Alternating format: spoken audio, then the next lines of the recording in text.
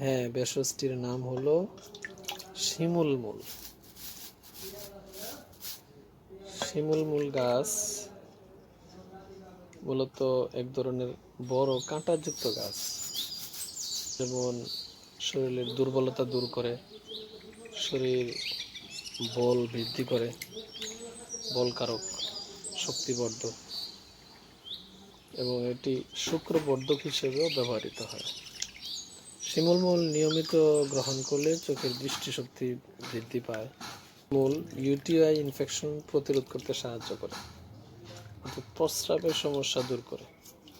যারা ঘন ঘন প্রস্রাব বা জ্বালা পোড়ার সমস্যায় ভুগছেন, তাদের জন্য এই শিমুল মূল একটি দারুণ প্রাকৃতিক সমাধান হতে পারে।